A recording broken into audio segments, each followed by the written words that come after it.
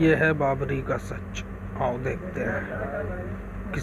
कोई सर हैं जिन्होंने बताया है कैसे बाबरी मस्जिद के लिए षड्यंत्र रचा गया, कैसे वहाँ मूर्ति लाके रखी गई, ये सब बताया है इसमें। देखो। नहीं, असल में एक तो बात यह है कि अयोध्या के मसले में जब सुप्रीम कोर्ट ने आदेश दे दिया, जब विवाद चल रहा था, तो हमारी पार्टी भी और अन्य पार्टियां भी ये बात कहते थे और मुस्लिम समुदाय भी ये बात कहता था कि ये इस विवाद का हल या तो आपसी सहमति से हो या कोर्ट आदेश, जो कोर्ट के निर्णय पर। तो सुप्रीम कोर्ट ने जब फैसला दे दिया, चाहे कैसे भी दिया, उसमें कुछ भी इफ एंड बट है, चाहे हम उससे सहमत हैं या नहीं सहमत हैं, या उसमें पूरी सुनवाई हुई या नहीं, तथ्यों को अवॉइड किया गया, कुछ भी किया गया, लेकिन जब एक न्यायालय ने फैसला दे दी तो उसके बाद से मेरे ख्याल से हम किसी ने सवाल नहीं उठाया।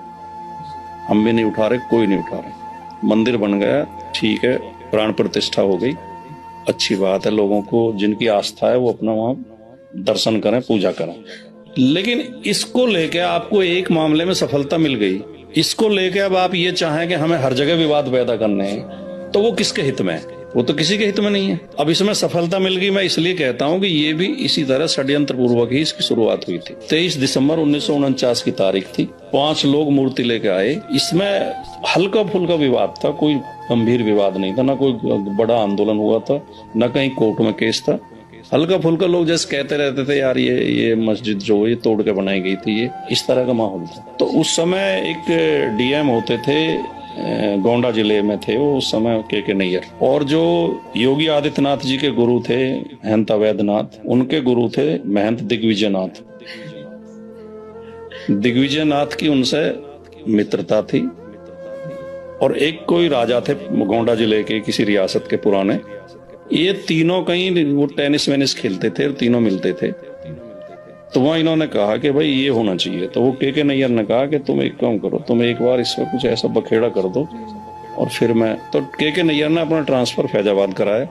और इन्होंने तीनों तो ये थे, एक हनुमान प्रसाद पोद्दार थे, गीता प्रेस गोरखपुर वाले, और एक और थे कोई संघ के नेता थे। ये 5 लोग गए, रामलला की मूर्ति कहीं से बनवा के लाए ये, और इन्होंने जाकर जबरदस्ती 23 दिसंबर 1949 को मूर्ति रख दी और के नैयर ने उस पर ताला लगा दिया। उस दिन से पहले दिन तक हर जुम्मे को वहां नमाज होती थी, उसमें मुस्लिम समुदाय के लोग नमाज पढ़ते थे। तो के नैयर ने कहा कि अब ये क्योंकि विवाद हो गया है, पहले से योजना थी उनकी, उसने उसमें ताला लगा दिया मस्जिद में। पंडित जवाहरलाल नेहरू उस समय वो थे, प्रधानमंत्री थे। गोविंद बल्लभ पंत उत्तर प्रदेश के मुख्यमंत्री थे। जवाहरलाल नेहरू जी ने गोविंद बल्लभ पंत को 2 पत्र लिखे कि ये गलत हुआ है, ये ताला खुलवाया जाए।